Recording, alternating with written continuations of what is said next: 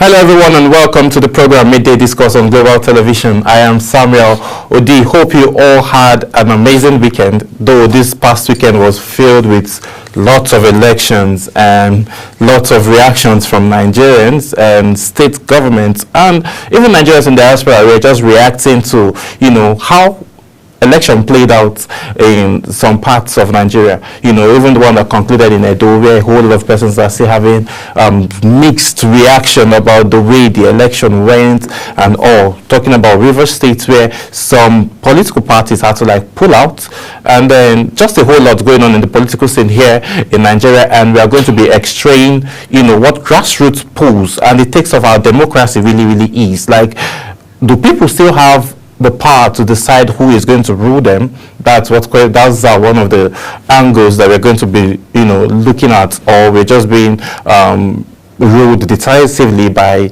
whoever is in office. So we are going to have that conversation. But before we get into all of that, let me bring you up to speed with what's actually happening in Rivers State. The Rivers State People's Democratic Party and the All Progressive Congress function has rejected the conduct and outcome of the local government election, stating that no election was held in the state on Saturday. The Rivers State PDP members loyal to the Minister of the Federal Capital Territory, Nyesom Wike, described the poll as an exercise in futility, vowing to challenge it in court. The Wike camp says this as the Rivers State Governor Sim Larry Fubara sworn in the newly elected council members of 23 local government areas of the state. The exercise was held on Sunday as the executive council members of the government house in Port Harcourt, the state capital, hours after the chairman were issued certificate of return by the chairman of the Rivers State Independent Electoral Commission, Adopolis. The whole council and then the Saturday council election was about men and the exploitation of guns, and as well, and was won by the Action People's Party, which secured 22 out of 23 chairmanship positions, while the Action Alliance candidate won 1 seat. The APP also won 314 out of 319 councillorship seats in the 23 local government areas of the state. The exercise was complicated by the ongoing struggle between Fubara and his predecessor, Nyesom Wike. After losing control of the PDP to Wike, Fubara's supporters switched to APP, securing their chairmanship position in their local government areas. After the election, winners were sworn in, and the state publicity secretary of PDP, Kenneth, says the party will challenge the conduct of the polls in the court. We are pressing further through the court to ensure that justice is done and see to have been done. So we do not agree, nor do we recognize if any swearing in is taking place. So that's what the PDP secretary was saying. He still went further to say that from the beginning, the ruling party in the state has insisted on the Federal High Court judgments and bearing the conduct of the council polls, pointing out that the state government was illegal. So we are going to be looking at all of this conversation if what actually played out in Rivers State as at Saturday was illegal, or if it's actually within the confines of the law. So I'll be introducing my guests, but we'll be going on a quick break, and then when we come back, I'll introduce my guests and who would help us x-ray all of these angles of the conversation. Do stay with us. We will be right back.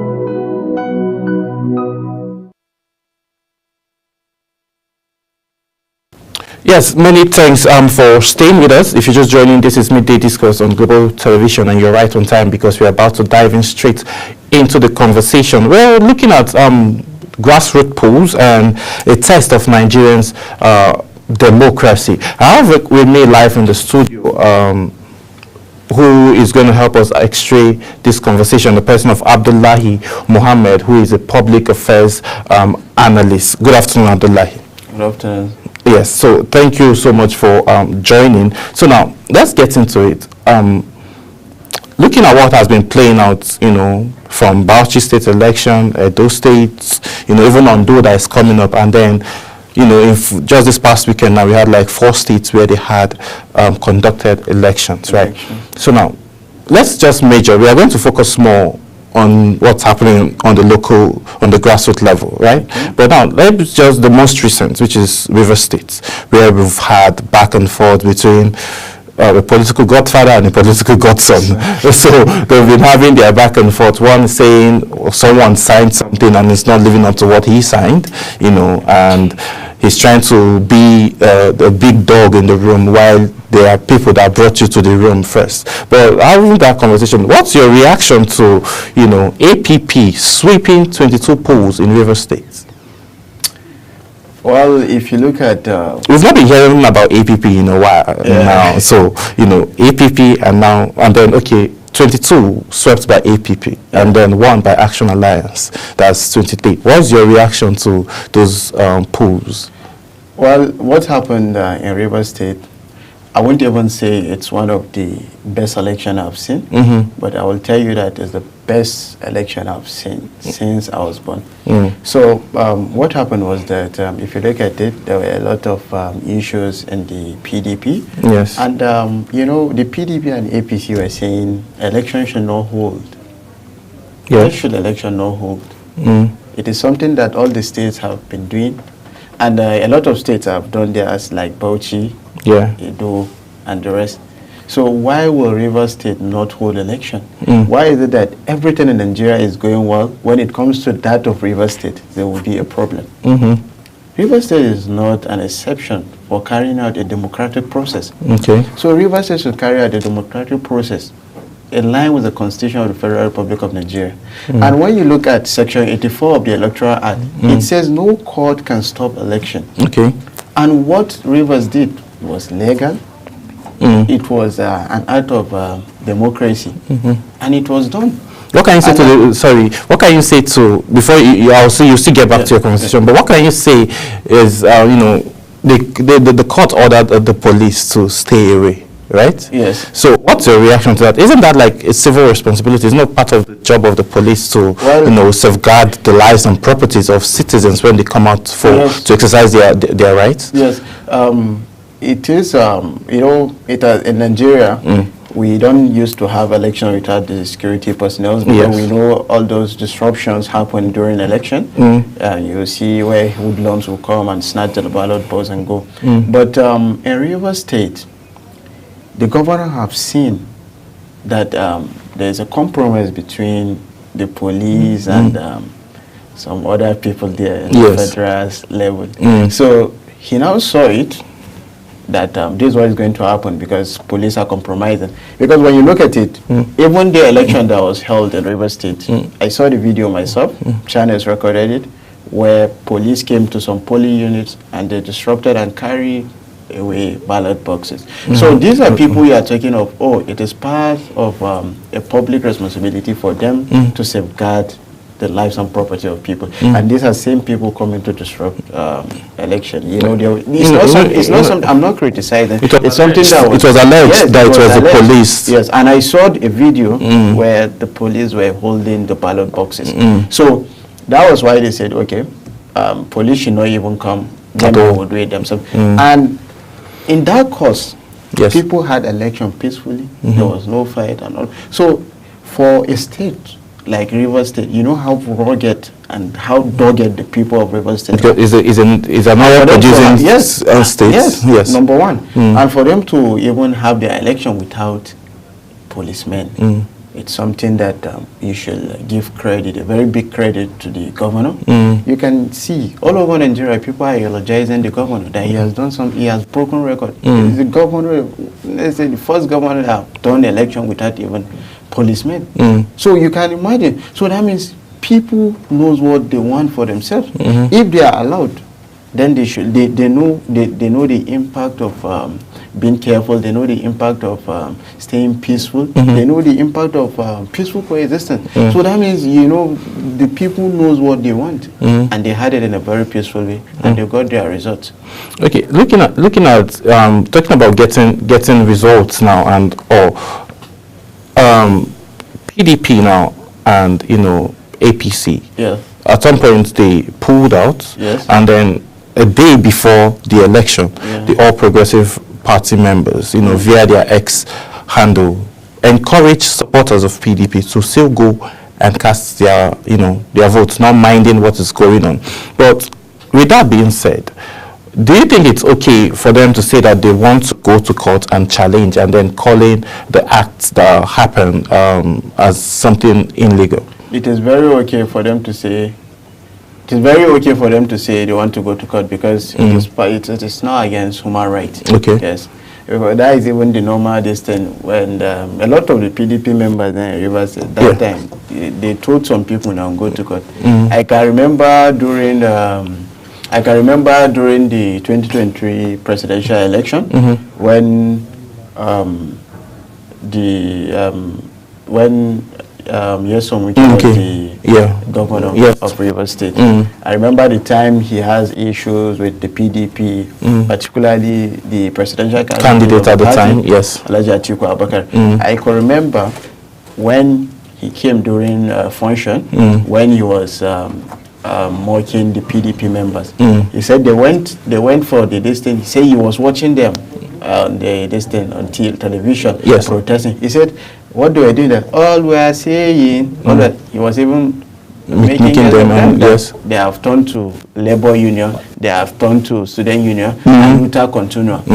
So, but what you need to understand is that what goes around turns around. And I don't see any distance. And when you look at it, the election that was held in Rivers, it's in conjunction with the rule of law. There is no anything that is illegal there. It was legal, free and fair. Let's talk about the party, and let's move away from the election. Let's talk about the party PDP. You know, Dino Malaye, you know, has said that the party PDP is, you know, their house is on fire. Let me use that word. On fire. And then when Someke came out at some point, you know, before this election and said there is no governor in the PDP that has the powers to say that he's not a bona fide member of the party. Let's backtrack to 2023, you know, when the tussle happened between Someke and, just like you mentioned, Alhaji Atiku Abubakar, the former vice president of our beloved country, Nigeria. So, looking at this back and forth that have happened between these two political giants, and not putting Dino Malaye aside, despite the fact that the party now is kind of punishing him. But do you think the party PDP now is do you think they are all in the same page? They are not in the same page. It's obvious. Why? There is no one that will tell you that the PDP is on the same page. Because it was so clear that there are people that had anti-party activities. Just like the former governor of Rivers State. Yes. Honorable Minister of FCT, Yesom Wike. You saw how clearly he didn't work for his party. He worked for Tinubu, and currently he's enjoying the cyber minister under the Tinubu's So you can't say you're still in the AP. That's why people have tagged him to be PDAPC. I don't know if you've heard that. Of course I've heard that. So PDAPC. So that means his leg is not in one distance. So you can't tell me that now Tinubu is his boss. Yes. Let's just be realistic. Tinubu is his boss. As the president of the country, if Tinubu should tell him stay here, and his party members tell him come here, who do you think is going to respect? Who do you think is going to respect? That's a good. Yes. So he's going to respect his boss. Tinubu is his boss, whatsoever. Even tomorrow, the thing is that. Yes. The thing is that it's so clear. During the 2023 election, he said it. Yeah. He said he's not going to support them. and he did not. And he delivered Rivers for who? For who he wanted to support. For who he wanted to support. Yeah. And it's clearly that's an anti-party activity. Yeah, that's obviously clearly an anti-party activity. Then that brings me to this point now. Fubara is a bona fide PDP governor, right? Yes. And then there's been a tussle between the minister, that is Nwesonwike, and the governor of who is the man in Rivers State. Yeah. Under the watch of Sim Fubara, APP swept 22 local governments. Yes. Action Alliance got one of the seats. Yes, of course. Can this also be classified as an anti-party activity, given the fact that you're a governor and they're looking at other states, like in an APC state, APC local government chairmen are sweeping, the polls, just like in Benue State, they are sweeping. In Bauchi, where we have a governor from the PDP, the same thing happened. All local government chairmen were from the People's Democratic Party. So now, can we classify what Fubara just did now as an anti-party activity? And would, the party hold him responsible for that? I can tell you categorically that what Fubara did is not an anti-party activity. Okay. I'm not in support of him, but I'm just trying to be very, very realistic with you. Yes. Why I said it's not an anti-party activity is because Governor Siminalayi Fubara showed is a true Democrat. Okay. He's an hero of democracy. He is a PDP governor. In fact, he is even the vice chairman of the PDP Governors Forum. Yes. What happened was that, ideally, if it was like a greedy politician, if his party said, no, we're not going to participate in this election, in fact, the governor of the state, there's a way he will even scatter it and everything, but he maintained the court order. He said, election must hold, whether his party said no. Because the problem is that the party, there are a lot of people that are with Nwesonwike. And the thing is that he can't force all of them to be with him. He can't force all of them. But the problem is that this is Nigeria. Rivers State is bigger than all of them are Rivers State. Rivers State is one of the biggest states in the Federal Republic of Nigeria. Yes. And all the Nigerian states are going to have their election. So why is it that when it comes to Rivers State, it's always a tussle? Yes. So Fubara maintained a court order. And he shows a true Democrat. He enhanced a free and fair election, which personally, I give him a very big kudos for that credibility. He shows credibility, and he shows he can work with anybody, irrespective of party. We can't always be compromising with party. We need results. We need efficiency in the working force for the people. You need to serve people, and that's why he reiterated to them that he told the chairman that they must be servant leaders. So, in fact, even them, I'm sure they are going to develop law for the president, for the governor, because of what he did. He shows as a very, very authentic person when it comes to the concept of democracy of the Federal Republic of Nigeria. Okay, looking at those angles now, right? You said, okay, this can be classified as, an anti-party activity. Yes. And okay, let's say the back and forth of trying to know who the man is between Fubara. Do you think all of this happened? Like, do you think people decamped, because we've not seen reports that people decamped from PDP to other parties before these elections? Do you think Sim Fubara was trying to prove a point that Rivers State is his state and he is the governor? That's why we are saying, parties that people don't really mention, okay, if it were a Labour Party now that swept those polls now, a lot of people might not be surprised, given the fact of what happened during the presidential election and the kind of, candidates that, people are rooting for. Or maybe if the APC itself maybe, get to sweep most of these seats in the local government area. Do you think Fubara is trying to prove a point and trying to say, okay, I'm no longer trying to say, okay, I'm under an umbrella of a godfather. I'm trying to pull out and create my own foothold so that as when I want to run for office again in 2027, I would have trusted loyalists who would be able to support me. Do you think that's the reason why he, made sure that the election went this way and then went to these two parties? If I should tell you yes, then it has counter what I told you that what Fubara did was not an anti-party activity.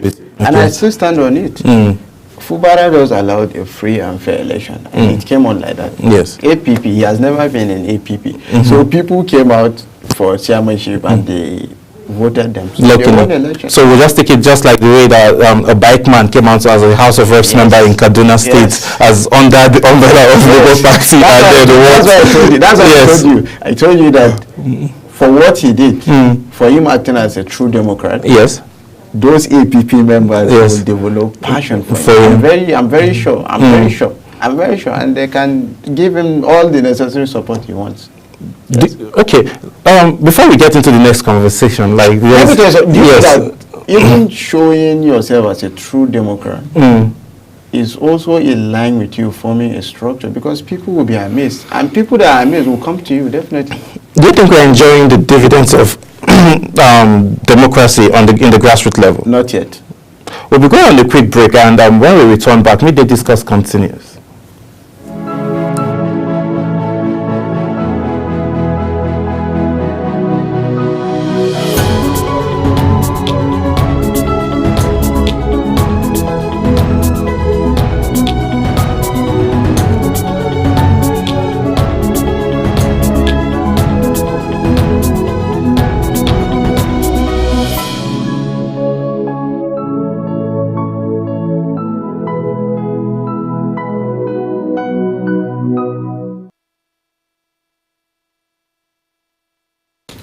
Yes, many thanks for staying with us. We just had to go on that very quick break. But before we went on the break, you said that not yet, that we are not totally enjoying the dividends of democracy in the grassroots level. Looking at what's happening with local government elections and all, because a lot of people are like raising eyebrows to the fact that why is it that a governor from APC, PDP, Labour Party, AC, whatever party it is, a governor leading a state, ruling a state, always tend to have same members of his party at the grassroots level? Does it mean that maybe, what is it called now? The people now from those grassroots, that's from those localities, from those communities, were able to decide on their own and decide to vote okay, since our governor is from PDP, APC, whatever party, we have to vote for this person? Or do you think that there's an influence that is being carried out between, this governors and then the electoral body in the states that make them, have party members or party loyalists? There might be some compromise, while some, the leadership has effect. There are some governors that are performing governance, so you don't tend to just carry away that effect from them. So, but the scenario is that any governor wants to have his own structure covered, so that maybe when it comes to re-election, when it comes to when he wants to impose someone, it's I think clearly everyone will like that, but the problem is that I think we need to practice democracy effectively. There are some places that we don't need to use that extra force. So extra force have been used in some places. So, but if you want to enjoy the dividends of democracy, you need to allow a free and fair election. I don't think that has been tested. Maybe if that will be tested in the Federal Republic of Nigeria, then that's when we'll see, okay, whether if it will be a mix or the PDP or APC will sweep all the posts. Now you can't give that certainty. Okay. But what's happened in Rivers State, I think, is an example of free and fair election. So look at them now. They are grassroots people. Yes. Grassroots people. And the election and power starts from the grassroots. Yes. Okay. Let's look at environmental concerns and development for this local government chairman. You know, local government autonomy has been given by President Bola Ahmed Tinubu, which a whole lot of persons welcomed. But it's still being said that the governors have an influence in, you know, this autonomy still, given the fact that, okay, when the money comes directly from the federal account, straight to the local government, a whole lot of persons are saying the governors have authority before those monies will be put into infrastructural development. What's your reactions to, you know, statements like that? Does the local government truly have its local government autonomy? Well, if I was a governor, I could have testified to you more clearly. And, so, but we're working towards you being the governor, aren't we? But the thing is that I believe the local government autonomy is going to work. But you know, it's just a starting process. Maybe in a year or two, we will now see to it whether it's working fully well. But you know, anything about the state, I know that the governor should be aware. Because you don't expect the local government chairman to just get credited without the governor not knowing, okay, there's a day that.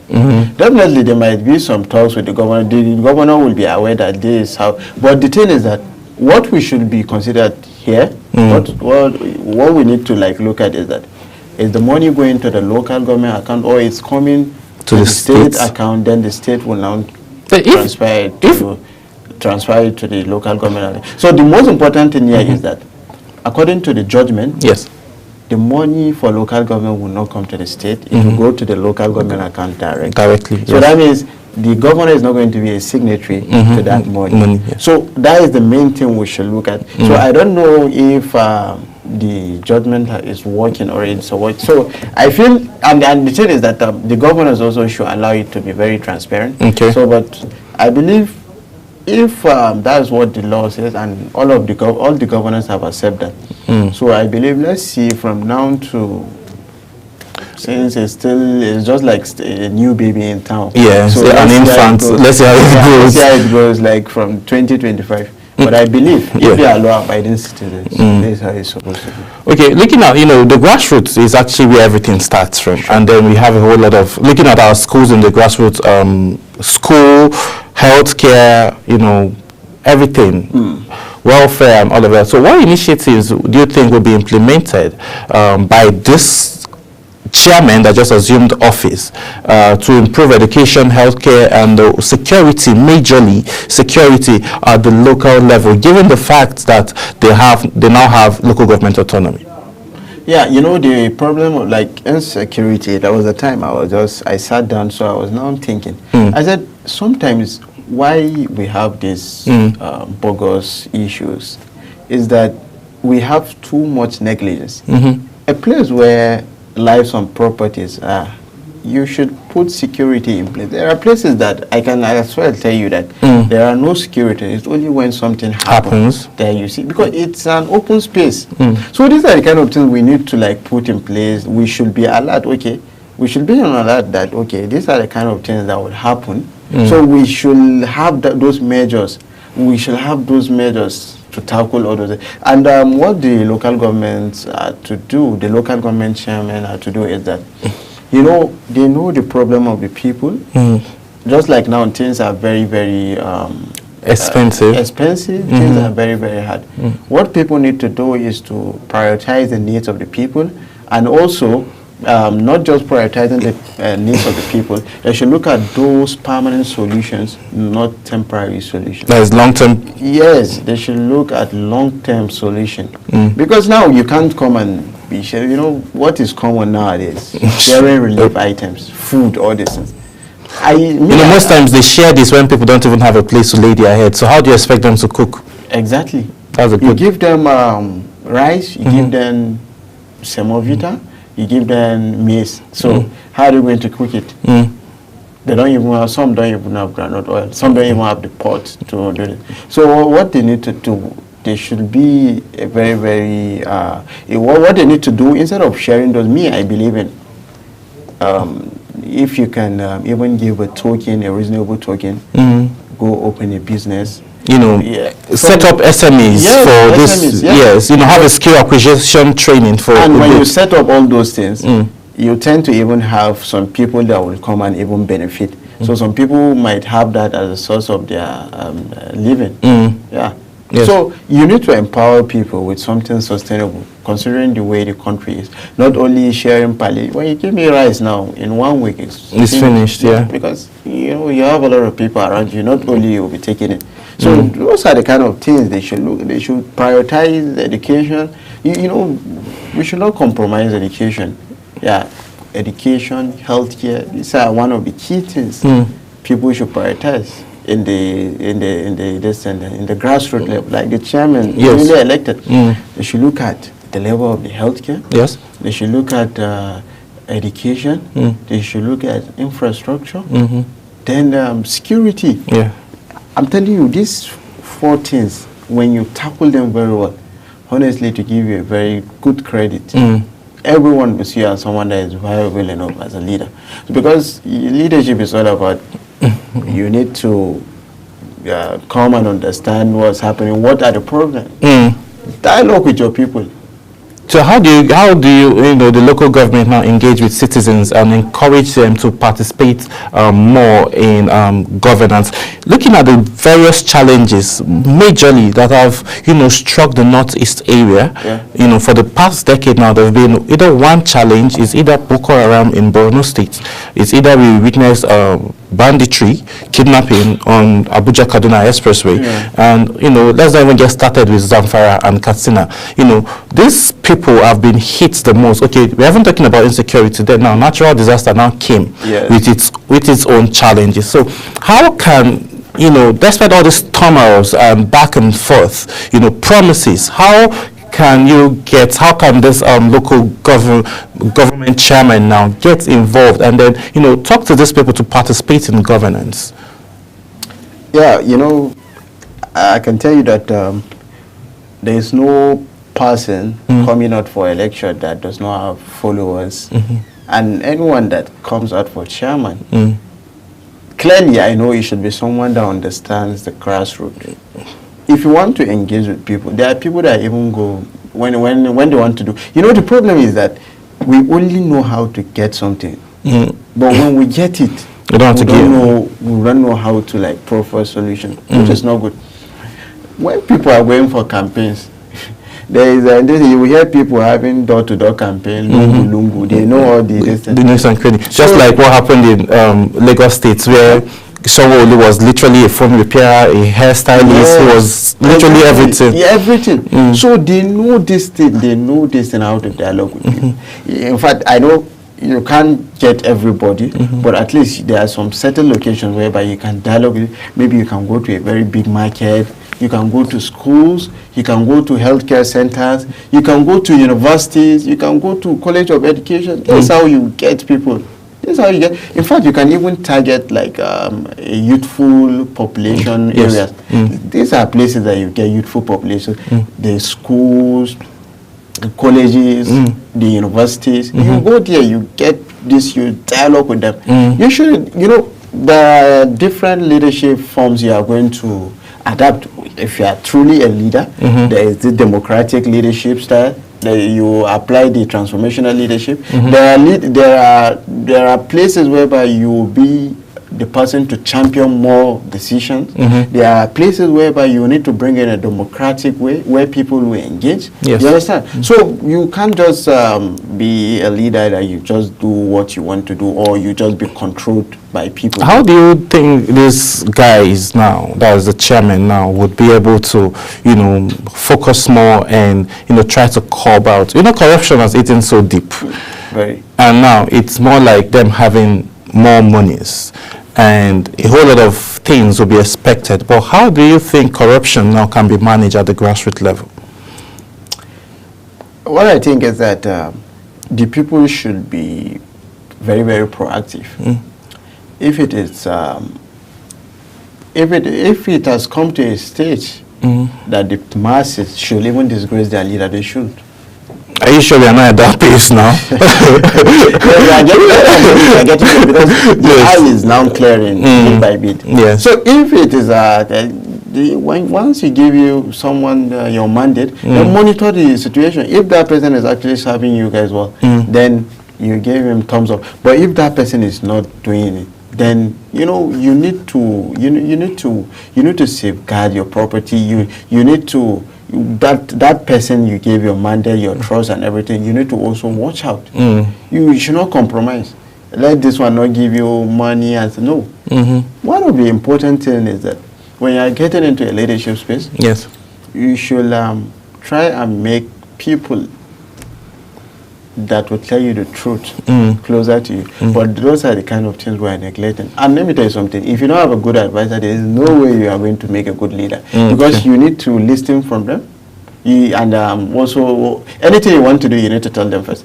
Yeah. If it is a good thing, they say yes, you do. If it is a bad thing, they say yes, you do. So you need to have good advisors. Okay. So those are the kind of things that people should react deeply if, the leader should not do well for them in the community. So they should find a way to throw him out, find a way to disgrace him, put allegations, file petitions, all those things. Yes. And it should be a working system. Let the judiciary not be compromised. Okay, let the judiciary not be compromised. Yes. Let's look at this other angle now of the governors now. Yeah. It's just like the president having ministers, and he has said he is going to review, and then a few ministers might lose their job. Now, in the local government angle now, what is it called now? The governor is more like the leader of the pack in the state. So how key is it going to be for the governor to make sure that the local government chairman, given the fact that they are literally almost from the same party, some loyalists to the governor, but they are not still under the same party, right? So how key is it going to be that the governor follows through and ensures that transparency and accountability keeps on going well from the grassroots level all the way to the state and then federal? Well, if a governor is ready to do that, it's very simple for him because he's the chief security officer of the state. Yes. He owns, it's boss of the state. So any report, anything that is going on in the state, he knows. So the thing is that is the readiness, willingness to do all those things. Okay. All these things we're mentioning, we all know how to do it. Every leader knows how to do it. But the problem is that how ready are you to serve the people? So you think the problem Nigeria have now is implementation? Yes. It's implementation. All the laws, all these policies they are saying, they are already in place.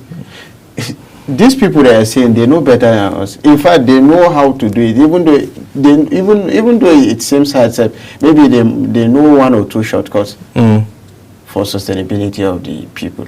So they know it if they put in readiness to do all these things. How many minutes? You are a governor, you should know everything that is happening to the state. The local government, you can even mandate a local government chairman to send you a report on weekly basis or on a monthly basis, so that you look at it, what's going on. Maybe the report now, you can put the report on, okay, let's say 4 segments or 5 segments. Yes. You can put on education, health, let's say insecurity, infrastructure, and also agriculture. Yes. Give me a report on that. What was the progress? Or you can even mandate them, okay, I know you people have some projects to do, but these are the key sectors you need to focus more on. Look at that. We are bringing in ideas, but putting it there in place. So we just pray that when we get there also, we should try to implement what we are saying. Yes. Because a lot of people, that's how they were talking. And they got there, they didn't do anything like that. So, by the special grace, that's what I'm telling you. Leadership is all about willingness. It's all about readiness to serve the people. And by the special grace of God, if they are ready, things will go well. Okay, before, as we wrap up, because we're beginning to run short of time, but let's talk about economic development and balance. Sure. Because like we've been stating for the past few minutes that we've been on this program, is about the local government and grassroots development. Everything basically starts from that level. So how key is it going to be, like the local government chairman now balance economic development and environmental concerns, you know, in terms of, you know, the challenges that we're just witnessing now, you know, and then it's been projected because a whole lot of farmers couldn't even go to farm because of insecurity, right? And then now, natural disaster, the little food that was even, you know, cultivated, you know, the farmers couldn't even go harvest. So how key is it going to be now for a balance, you know, when they see something like, you know, they'll just have to, like, you know, say something and then act on it? It is very, very important to do something because, you know, the problem is that we have a lot of negligence. These people that are chairmen, they are people from grassroots. Okay. So, and everybody belongs to a local government, whatsoever the position you are occupying in the federal, whether the president or everyone comes from the local government. Yes. But there is a lot of ignorance, I can tell you. A lot of ignorance. We feel, oh, this is a local government, this thing. Oh, we can say, this is a federal road, let's just leave it. We don't have to do that. As a local government chairman, there are some things that you need to show impact. Not only the local government, there are some things that you need to... In fact, there are ways you can maybe bring about collaboration. You can do stuff that, okay, you attract investors to come. You can say, okay, we'll give you this thing. Then what you need to do for us, you have to, like, make this road for us. These are things that they need to negotiation do. power. Yes. Yes. There are a lot of strategies you can look. See, there is no area in this Federal Republic that is not blessed. Yes. There is a way you attract investors. There are a lot of... So, I think what is happening again is exposure is one problem we're facing. Yes. Exposure. Because sometimes in the local government level, you see that most people that are there, they are not really local people. Yes, they're not really educated and they're not well exposed. So we need that exposure. Exposure is key. Okay. So I think with the level of, because exposure is not something you can buy from the market. True. You have it, you have it. No one can take it from you. So I think exposure is one thing. We need more exposure. We need more eye-opening in the local government because those are the pillars of democracy. Yes. So we need to, and that's why I told you, the governor also should pay attention to local government, bit by bit. You should make sure before you leave, there are certain development. At least they should have 60 to 70% of development during your tenure in each local government. So that will yield economic development, and balance, and they will be balanced. So all this thing we don't checkmate it, that's why. So, but if we checkmate it, I believe it's going to be a working process. Okay, as this new elected governor, I said local government chairman, tend to assume office, we hope to see that they play the role, and then the fact that local government autonomy has been given, we hope to see a whole lot of infrastructural development, you know, education, and, you know, balance round the clock within the local government area. And we're hoping that, you know, the state governors as well will be able to, you know, watch and then follow through with what's happening at the local government areas. If you've served your turn in office, give room for another person to serve his turn and not just stay feel you're like the alpha male of whichever state you find yourself in. My name is Samuel Odi, and Abdullahi, thank you so much for joining us on today's edition of Midday Discourse. I'll see you again tomorrow as we x-ray other angles of topical conversations in Nigeria. Bye for now. Thank you.